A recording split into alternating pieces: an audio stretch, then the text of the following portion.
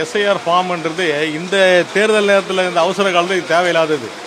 ஏன்னு சொன்னால் இந்த 3 மாதத்தில் வந்து இவங்களால் அந்த மாதிரிலாம் வந்து ஒரு திருத்தம் பண்ண முடியாது. இவங்க வந்து தேர்தலில் வந்து ஏதோ ஒரு கோல்மால் பண்ணுறதுக்காக ஏதோ தவறாக பண்ணுற மாதிரி எங்களுக்கு வந்து புரியுது. இதில் வந்து என்ன ஆச்சுன்னு சொன்னால் அந்த சிறப்பு தீவிர திருத்தம் ஒன்று கொண்டாடுறோம் இல்லைங்களா, அதில் வந்து 2002 2000 என்னை பொறுத்தவரைக்கும் உதாரணத்துக்கு நான் என்ன சொல்கிறேன், நான் வந்து 1957 பிறந்தவன்.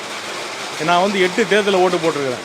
நானும் திருப்பி வந்து என்னுடைய தாய் தந்தையினுடைய பெரிய 2 பேருமே இறந்துட்டாங்க.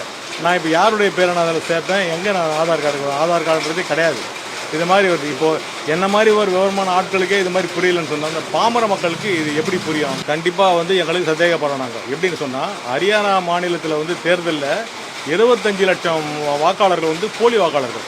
போலி வாக்காளர்கள்னால் ஒரு பேர்லேயே 100 பேர் 150 பேருக்கு மேலே வந்து ஒரு லேடிஸுங்க போட்டு இப்படி தான் வெற்றி பெற்றாங்க.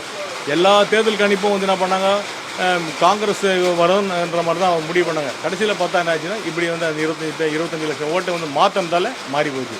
இதுதான் உண்மை. இதே மாதிரி தமிழகத்துலேயும் வந்து இவங்களால நேரடியாக வெற்றி பெற முடியாது.